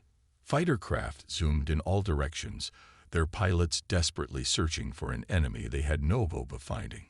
"Imperial reinforcements incoming," Lisa reported. "They're calling every combat ship within 3 light years. 8 heavy cruisers, 12 destroyers." She paused, listening to more transmissions. "They're arguing about who's in command. Each captain is claiming they have priority." Walker nodded, everything going according to plan. Time to add to their confusion. "Engineering, prepare for Phase 2. Thomas's fingers flew across his console. "Ready, Captain. Though I still say this is crazy." "Crazy is exactly what we need," Walker replied. "Execute." The Defiant's experimental systems shifted into a configuration that had never been tested in combat before. Instead of merely hiding from sensors, they began broadcasting false signals, creating sensor ghosts that looked exactly like the Defiant. Suddenly, the Imperial ship's sensors showed 5 Defiant-class vessels surrounding them. The Empire's carefully organized response dissolved into chaos. Ships turned to face different threats. Commanders shouted contradictory orders, and in the confusion, 3 Imperial vessels collided, their shields flaring as they scraped against each other. "Multiple distress calls," Lisa reported, trying to track all the communications. "Half the Imperial commanders think they're under attack by a human battle fleet. The others are trying to convince them it's not real." She looked up at Walker. "They're completely disorganized." "That's what happens when you spend 3,000 years thinking you're invincible," Walker said. "You forget how to handle being afraid." He watched as more Imperial ships arrived, adding to the confusion rather than helping to resolve it. "Take us out, nice and slow. Let them keep chasing shadows." The Defiant slipped away, leaving behind a scene of chaos. The mighty Imperial warships, each one capable of destroying entire planets, were reduced to shooting at sensor ghosts and jumping at shadows. The supply convoy, carrying fuel and ammunition that the invasion fleet desperately needed, would now have to be rescued and repaired, causing delays that the Empire couldn't afford. As they reached safe distance, Walker addressed his crew. "The Empire thinks they lost today because we have better stealth technology. But that's not why we won. We won because they can't imagine anyone being better than them at anything. That pride, that inability to adapt or admit weakness, that's what we're really fighting." The bridge crew nodded, understanding. They'd just watched the mightiest military force in known space fall apart because they couldn't handle an enemy that didn't fight the way they expected. The Empire had spent so long being the strongest that they'd forgotten how to be smart. Get some rest, Walker ordered his crew. Tomorrow we hit another convoy, and another the day after that. Every day we'll show the Empire that all their power, all their ships, all their technology means nothing against an enemy they can't understand. As the crew began their rest rotation, Walker remained on the bridge, watching the distant flares of Imperial ships still firing at phantoms. He knew that somewhere in the Empire's vast fleet, someone would be learning from this, trying to understand how a single human ship could cause so much chaos. That person would be dangerous, would be a real threat. But for now, the Empire's own pride would keep them from listening to anyone who suggested they might need to change. The Defiant had become more than just a ship. It had become fear itself, a ghost that haunted the dreams of Imperial commanders. And fear, Walker knew, was the most powerful weapon humanity had ever created. The Imperial command ship Eternal Glory floated in space, its golden hull reflecting the light of nearby stars. Commander Reed stood at its main viewport, his hands clasped behind his back, as he studied the holographic displays showing the Empire's recent defeats. For 2 weeks, the human ship Defiant had struck at will, disappearing like smoke each time the Empire's forces tried to respond. "Show me the pattern again," Reed ordered. Unlike his fellow commanders, who raged at their inability to catch the ghost ship, Reed had spent days studying every encounter, every attack. He had done something no Imperial commander had done in centuries. He had started learning from his enemy. "Sir, there is no pattern," his subordinate replied nervously. "The human ship appears randomly. We cannot predict." "There is always a pattern," Reed interrupted. "We simply haven't learned to see it yet." He walked to the central tactical display, where red dots marked each of the Defiant's attacks. "These humans, they think differently from us. We must learn to think as they do." Aboard the Defiant, Captain Walker was facing challenges of his own. The constant stealth operations had pushed their systems to the limit. The crew was tired, working endless hours to keep their technological edge over the Empire. "Status report," Walker called out, noting the dark circles under his crew's eyes. "Main stealth systems at 60%, Captain," Thomas reported from engineering. "We can't keep running them continuously like this. We need at least 12 hours of downtime for proper maintenance." Walker nodded grimly. They'd known this would happen eventually. No ship, no matter how advanced, could operate at peak performance indefinitely. Options. "There's a debris field from an old battle," Mark suggested from tactical. "Lots of metal and radiation. It would help mask our signature while we do repairs." "Make it happen," Walker ordered. The Defiant changed course, sliding through space toward the distant debris field. They'd destroyed or disabled 15 Imperial supply convoys in 2 weeks. The Empire's mighty invasion fleet was starting to feel the strain, their ships running low on fuel and ammunition. But as the Defiant approached the debris field, Lisa's voice cut through the bridge's quiet. "Captain, multiple Imperial ships dropping out of hyperspace." Walker spun toward the tactical display. 5 Imperial heavy cruisers had appeared, their formation unlike anything they'd seen before. Instead of the Empire's usual rigid patterns, these ships moved flexibly, covering each other's blind spots. "They're using our tactics," Walker realized, a chill running down his spine. Someone in their command structure is learning. The Imperial ships launched clouds of sensor drones, flooding the area with scanning beams. The Defiant's stealth systems, already strained from weeks of continuous operation, struggled to compensate for the increased scrutiny. "Engineering, status," Walker demanded as warning lights began flashing across multiple stations. "Stealth systems failing," Thomas reported, his fingers flying across his controls. "Too many sensor beams, too many frequencies to mask. We need to shut down for a reset, or we'll burn out completely." Walker's mind raced. For the first time, they faced an Imperial commander who thought like a human, adapting, learning, using their own tactics against them. The debris field that was supposed to be their shelter had become a trap. "New transmission," Lisa announced. "It's different from their usual demands. A voice filled the bridge, speaking in carefully practiced human English. To the crew of the UES Defiant, I am Commander Reed of the Imperial Fleet. Your tactics have taught us much. You have earned the right to surrender with honor. End this hunt now, and your lives will be spared. Walker smiled grimly. He really has been studying us. He's trying to think like a human. He turned to his crew. But he's still thinking like an Imperial, trying to script everything. Time to show him how humans really fight. Sir, we can't maintain stealth, Thomas warned. Whatever we're going to do, we need to do it now. Walker nodded. Drop the stealth field. All power to weapons and shields. As his crew stared at him in shock, he smiled. They want to learn how humans fight. Let's teach them. The Defiant flickered into visibility, its stealth field dissolving to reveal the massive warship in all its glory. The Imperial ships immediately moved to surround them, but Walker had already put his plan into motion. Launch all drones, he ordered. The Defiant released dozens of small automated craft, but instead of attacking, the drones flew into the debris field, their engines scattering the ancient wreckage in all directions.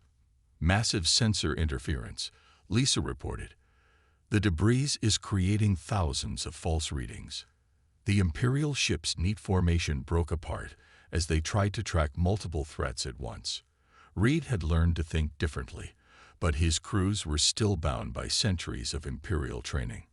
They couldn't handle the chaos, couldn't adapt quickly enough to the changing situation. Now show them why humans are the most dangerous species in the galaxy, Walker commanded. Full attack run. The Defiant exploded into action, its engines pushing it to maximum acceleration. Instead of trying to hide, they charged straight at the nearest Imperial cruiser. The Empire's ships had been designed to fight at long range, their weapons optimized for battles fought across thousands of kilometers. They weren't prepared for an enemy that would fight at point-blank range. They're trying to lock weapons, Mark reported, excitement in his voice. The debris is confusing their targeting systems. The Defiant roared past the first Imperial cruiser, so close that the crews could see each other through their viewports. The human ship's guns fired continuously, not trying to destroy their massive opponent, but targeting specific systems. Weapons, sensors, engines. Hard about, Walker ordered as they passed. Same again. Keep them reacting, don't give them time to think. The Defiant spun in space, a maneuver that Imperial ships of its size weren't supposed to be able to perform. They struck again and again, darting between the Imperial ships like a wolf among larger, slower prey. Each pass caused more damage. Each attack forced the Imperial ships to respond to a situation their training hadn't prepared them for. Imperial ships breaking formation, Lisa reported. 3 cruisers have significant damage. They're calling for reinforcements. Walker nodded. They've learned to think differently, but they haven't learned to trust their new thinking yet. The moment things go wrong, they fall back on their old ways. He turned to engineering. How are our systems? Better, Thomas replied. The break from stealth operations let the systems cool down. We can reactivate stealth in 5 minutes. Perfect timing, Walker said as more Imperial ships appeared at the edge of their sensor range. Let them see us win this fight. Then we vanish and let their imagination do our work for us. The Defiant made one final pass through the Imperial formation, its guns blazing. When it emerged on the other side, all 5 of Reed's cruisers were damaged. Their neat formation shattered, their crews shaken by combat unlike anything in Imperial records. Stealth systems ready, Thomas reported. Broadcast on all frequencies, Walker ordered. Let them hear this before we disappear. Lisa transmitted their message. You tried to learn our ways, Commander Reed, but you forgot the most important lesson. Humans don't follow patterns. We create them, break them, and create new ones. We'll be watching your fleet, and next time, we'll have something new for you to learn. 1 month had passed since the UES Defiant first appeared in Imperial space. What had begun as a desperate mission by a single warship had evolved into something much more dangerous, a revolution of ideas. Captain Walker stood on the bridge, watching the holographic display that showed the current state of the Empire's territory. "Show me the rebellion zones again," Walker said. Red dots appeared across the map, marking places where subject species had begun rising up against Imperial rule. What had once been a few isolated incidents had spread like wildfire across dozens of star systems. 27 major uprisings, Lisa reported. And those are just the ones big enough for us to detect. Our broadcasts of Imperial defeats have reached over 200 systems now. Walker nodded with satisfaction. This had always been part of the plan, not just to stop the Empire's invasion fleet, but to show the galaxy that the mighty Empire wasn't invincible. Hope was spreading among species that had lived under Imperial control for centuries. "Imperial command ship detected," Mark announced from Tactical. "It's Reed again. He's brought a full battle group, 30 ships, including their new hunter-killer vessels." Walker moved to the main viewport, watching as the Imperial formation took shape at the edge of the system. Unlike the rigid patterns the Empire had used a month ago, this formation was fluid, adaptive. Reed had been learning. "He's good," Walker admitted. "He's adapted faster than any of the other Imperial commanders." He studied the formation, noting how the smaller ships moved in unpredictable patterns, while the larger vessels maintained a defensive core. "He's using our own tactics against us, but with Imperial resources." "Captain," Thomas called from engineering, concern in his voice. "I'm detecting unusual sensor activity. They're using a new type of scanning technology, something we haven't seen before." Walker frowned. "Can our stealth systems handle it?" Thomas worked his controls, running simulations. "I think so, but it's going to be close. They're clearly designed specifically to detect our stealth field." Lisa looked up from her communication station. Incoming transmission from Commander Reed. The bridge screens lit up with the image of Reed, his Imperial uniform pristine, his expression calm but determined. "Captain Walker. Yes, we know your name now. We know much about you and your ship." Walker kept his face neutral, not showing his surprise that the Empire had learned his identity. "Commander Reed, I see you've brought friends, afraid to face us alone again." Reed smiled slightly. "I've learned from you, Captain. Humans use every advantage they have. Only a fool fights with one arm tied behind his back." His expression grew more serious. "Your campaign has been impressive. You've hurt us, made us question methods that have served us for millennia. But it ends today." The transmission cut off, and Walker turned to his crew. "He's trying to get in our heads. Time to show him that humans don't rattle easily." He moved to the tactical station. "What's he really up to? This isn't just about catching us." Mark studied the Imperial deployment. "They're forming a perimeter around this entire sector. And look," he highlighted several ships on the display. "These vessels are broadcasting powerful signals on all frequencies. They're trying to blanket the area with communications. They want to stop our broadcasts," Walker realized. "They know we've been inspiring rebellions. They're trying to cut off the flow of information." He smiled grimly. "Which means we're hurting them worse than we thought." The bridge crew exchanged looks of determination. What had started as a mission to delay the invasion fleet had become something much bigger. They were changing the Empire itself, forcing it to confront its own weaknesses. "New Imperial ships arriving," Mark reported suddenly. "Dozens of them. They're creating a full blockade of the system." Walker studied the tactical display, watching as more Imperial ships arrived. Reed was committing massive resources to this trap, far more than should be necessary to catch a single human warship. Something didn't add up. Why commit so many ships to catch us? Walker wondered aloud. Unless, his eyes widened in realization, unless they know what we've been planning next. He turned to Lisa. "Any word from our allies?" Lisa checked her communications. Last transmission from the Krull resistance was 6 hours ago. They were preparing for the operation as planned.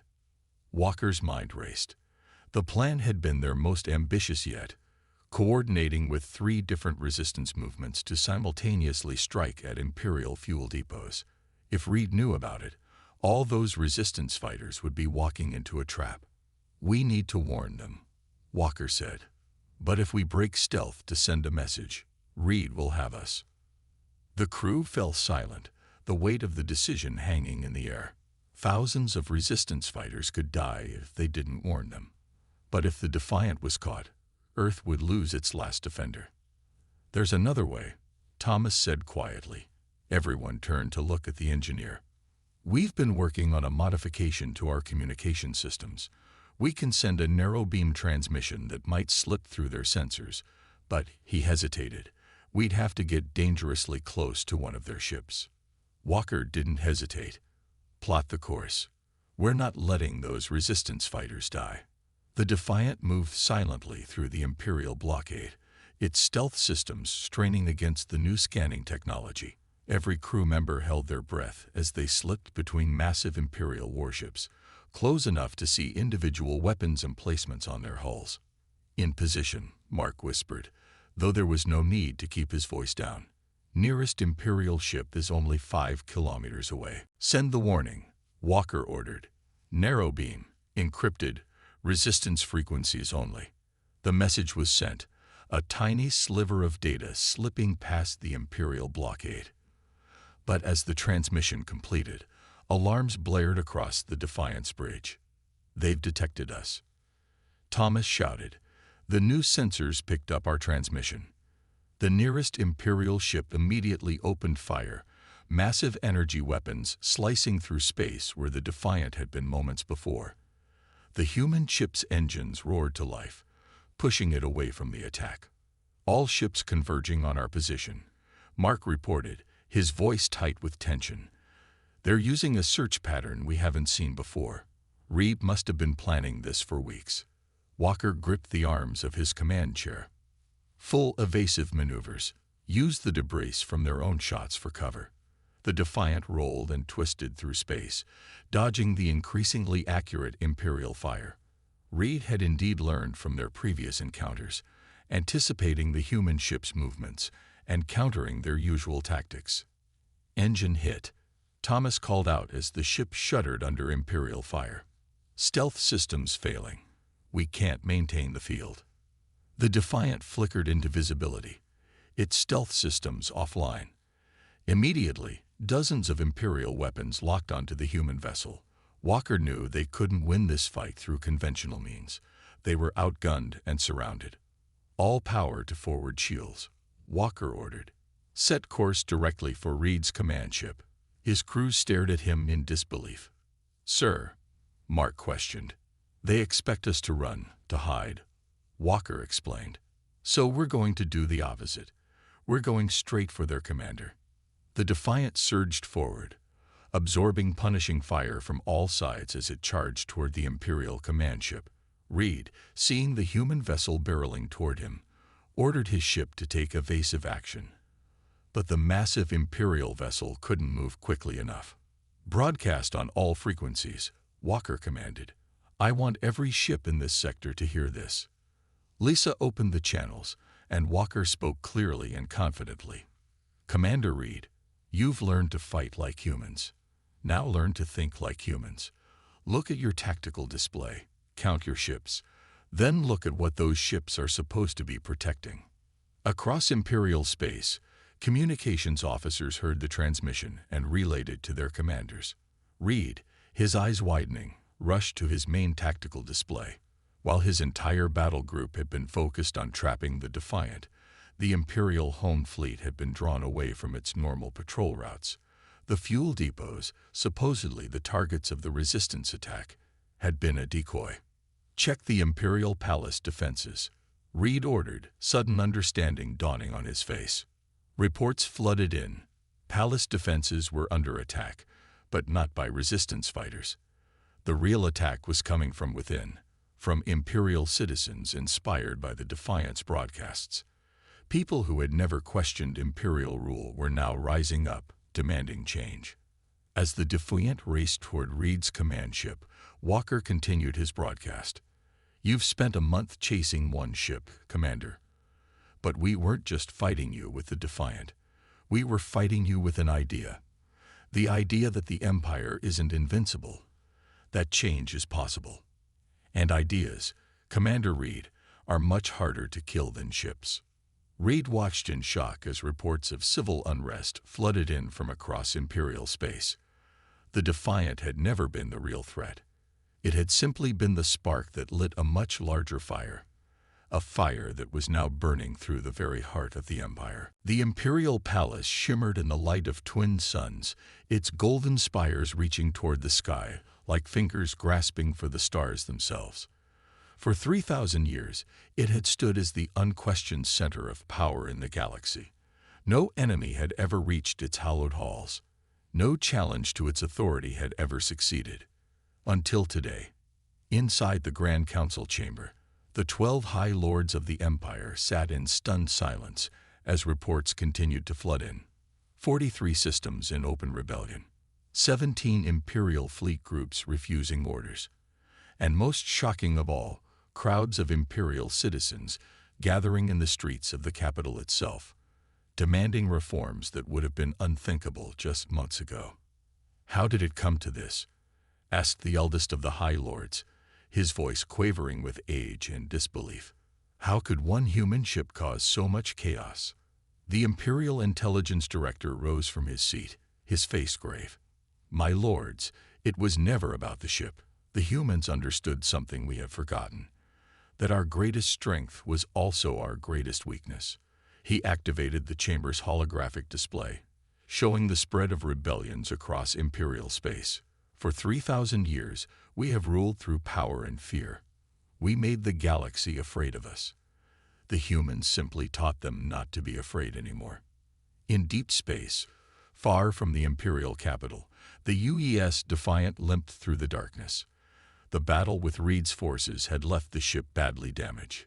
Life support was functioning on backup systems, and the main engines could manage only a fraction of their normal power.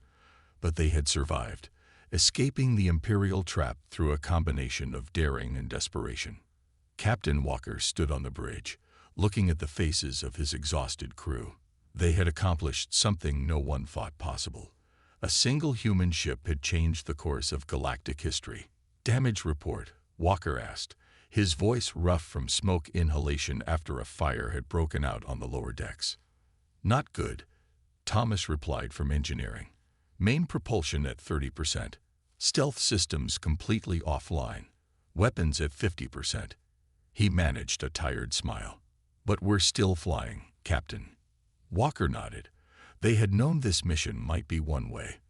The fact that they were alive at all was a testament to their crew's skill and determination.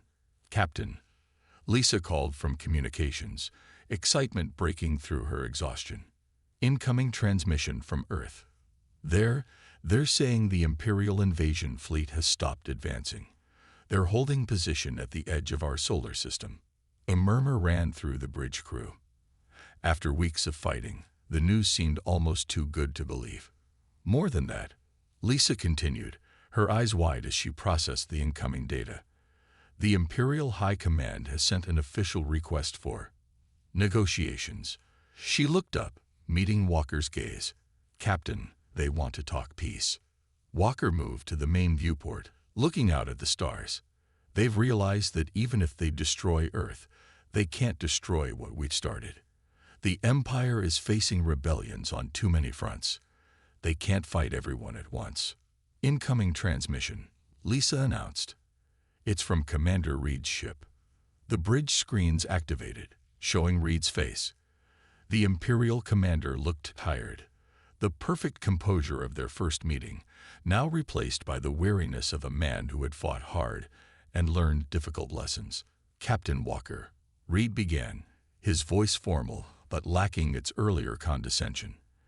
The Imperial High Council has authorized me to establish a direct communication channel for preliminary discussions regarding a potential cessation of hostilities. Walker allowed himself a small smile. In simple terms, Commander, they want to talk peace. Reed's expression remained carefully neutral, but Walker thought he saw a flicker of respect in the Imperial's eyes. Yes, recent events have caused a revaluation of imperial policy regarding Earth and other non-imperial worlds. Recent events, Walker repeated. You mean the fact that a single human warship made your entire empire question itself? That people throughout imperial space are demanding change.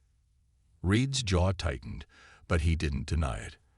I have been instructed to arrange a meeting between representatives of Earth and the Imperial High Council. The meeting would take place on neutral ground, with full diplomatic protocols in effect. Walker considered this. It could be a trap, but his instincts told him otherwise.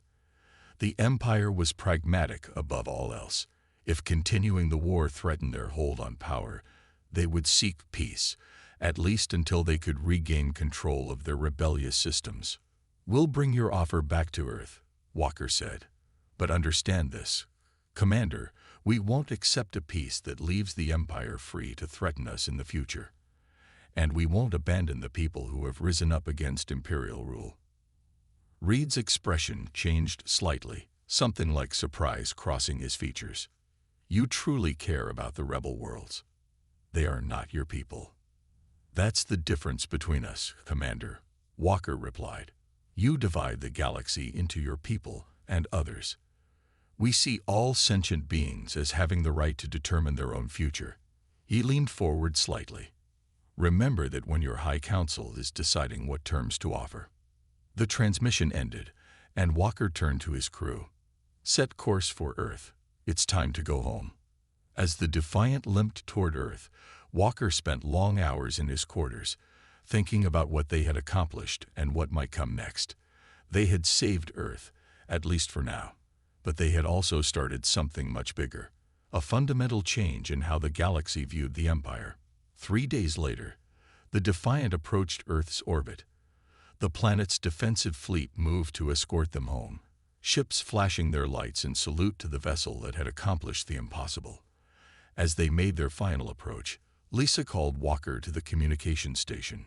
Captain, we're receiving transmissions from across the galaxy, she said, wonder in her voice. Messages from worlds we've never contacted before. They've all heard about the Defiant, about what we did. She looked up at him, eyes shining. They're calling us the ship that changed the stars. Walker looked around at his crew, seeing in their faces the pride of people who knew they had made history. The Empire will try to regain control, he warned them. This isn't over. Peace talks could take years, and the Empire won't give up its power easily. But something has changed, Thomas said from his station. They can't go back to how things were. Too many people have seen that the Empire can be challenged. Walker nodded. That's our real victory. Not defeating their ships or disrupting their supply lines, but showing the galaxy that change is possible. He moved to the main viewport, watching as Earth grew larger in their view. The Empire built its power on the idea that resistance was futile. We showed everyone that one ship, one crew willing to think differently, could change everything. As the Defiant settled into orbit around Earth, news of their arrival spread across the planet.